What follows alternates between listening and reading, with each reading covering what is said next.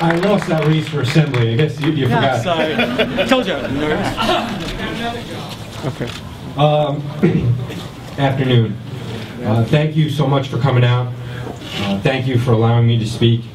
I want to start off by thanking Stan and the United Sportsmen Association of Rockland for organizing this event. For those of you that don't know, my name is Frank Sparaco. I'm a father. I'm a Navy combat veteran. I'm a small business owner. I'm a Rockland County legislator. And I'm a big supporter of the Second Amendment.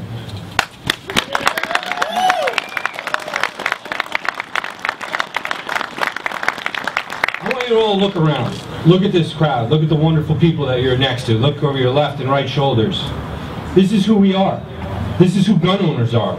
This is what we look like. The Journal News recently tried to demonize us with their gun map, and they failed miserably. They said before a child comes over my house to play with my children, the parents should go to their website, look me up, and see whether or not I own a gun, as if I was some sort of child molester or drug dealer or felon. And now I have to worry about some criminal targeting my home to try to steal my weapons. My wife is 7 months pregnant with our third daughter. I have a 2-year-old daughter and a 6-year-old daughter. And when I'm at work, I have to worry about whether or not she's going to be able to defend herself. And if she does defend herself, now she'll be restricted to 7 rounds. So let's hope there's only one intruder. Ladies and gentlemen, we have nothing to be ashamed of. I'm proud to live in a country where behind every blade of grass is a freedom-loving patriot with a rifle.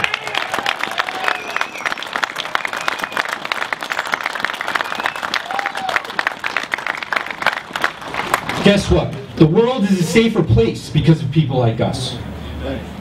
The world's a better place because of people like us. Without people like us and the Second Amendment, the other amendments and freedoms that come with them wouldn't be possible. One amendment is as important as the next. We cannot just pick and choose from day to day which part of the Constitution we want to respect. Our forefathers believed these rights were bestowed upon us by God, for no man or government to revoke, and I agree with them. These are unalienable rights that no majority has the right to deprive us of. The question is, the question is, why are they so afraid of us? That's what's very concerning to me. Why would our own representatives fear us so much to revoke our liberty and try to confiscate our property? I think I have the answer. It's because they're a bunch of elitist eggheads like our great Senator Carlucci.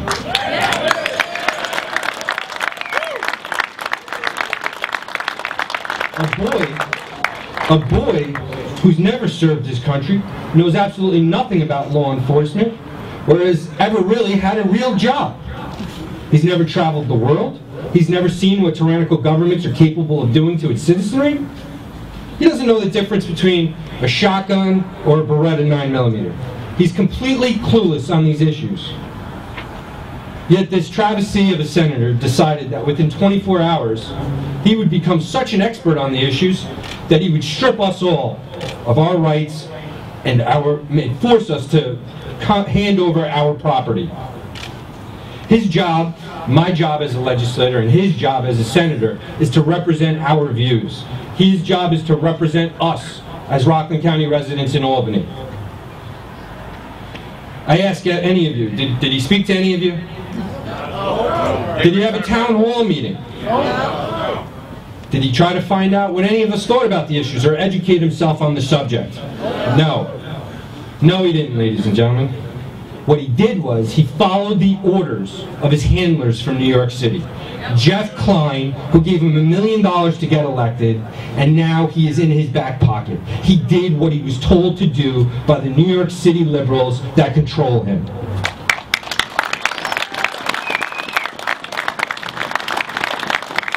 Ladies and gentlemen, this might surprise some of you. Unfortunately, it doesn't surprise me at all. This is our punishment. This is our punishment for complacency. This is our punishment for sending a boy to do a man's job.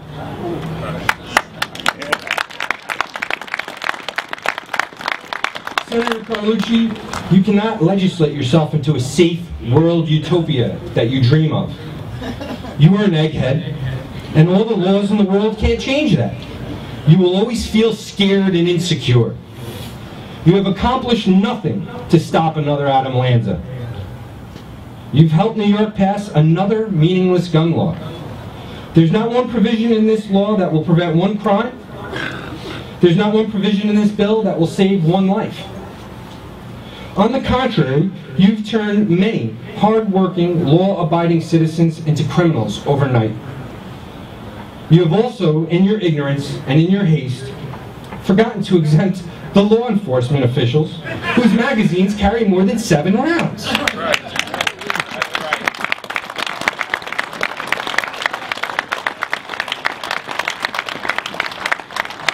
I ask, what's next?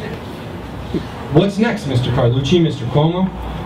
1 round per magazine? Maybe we should go to black powder rifles. Is that what you're going to come up with next year? BB guns. Spitballs. Spitballs.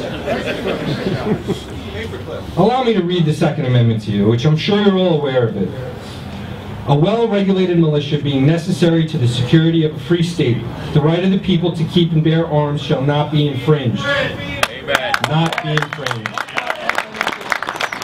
I have some quotes here.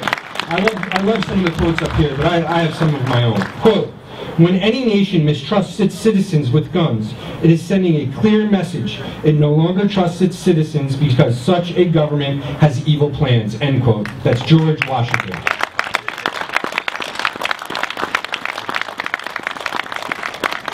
Quote, Americans have the right and advantage of being armed, unlike the citizens of other countries whose governments are afraid to trust the people with arms, end quote, James Madison.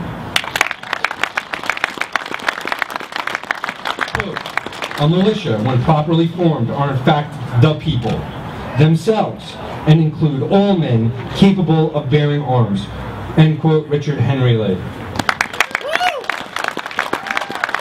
Well, I have a message for Mr. Cuomo, Mr. Carlucci, and the rest of the people that don't realize what the Second Amendment stands for. I have a news flash for the press that are in the audience.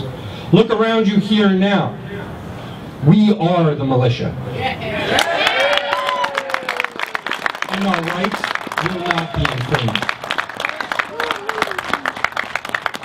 Some might say that the Second Amendment doesn't apply to modern rifles. We've all heard that. Well, I say to them, does the First Amendment apply to the internet? Yeah. Our governor says that we don't need 7 rounds to kill a deer. We don't need more than 7 rounds to kill a deer.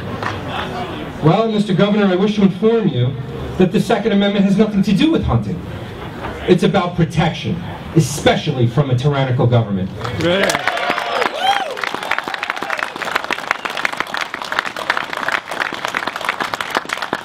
Some might say that we have to register our cars and we have to pay for inspections, and the same should apply to our guns. I say to them, driving a car is not a God-given right, it's a privilege. And I also say that that's the wrong comparison. I'm more comfortable comparing my gun rights to voting rights. Try placing the same restrictions on voting that they're trying to place on our gun rights. Let's see how fast they change their tune. We don't have to pay a fee to register to vote, even though it costs millions of dollars to run that board of elections right there and to have free elections. Why should we have to pay a fee to register a firearm or to have a pistol permit? Good point. And now, thanks to our ingenious leaders in Albany, we're going to have to pay that fee every 5 years. This is nothing more than legal extortion.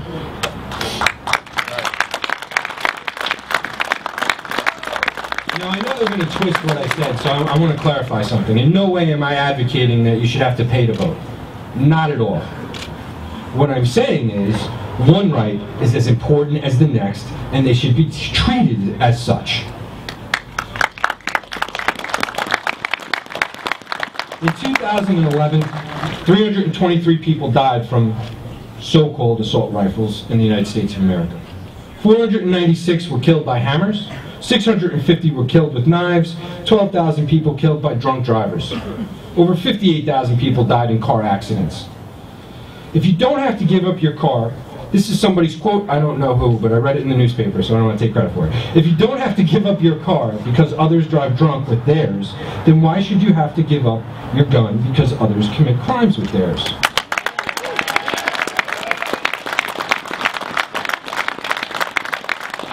If disarming law-abiding citizens is the answer to gun violence, why is Chicago such a mess? Or how about New York City, or Washington, D.C. for that matter?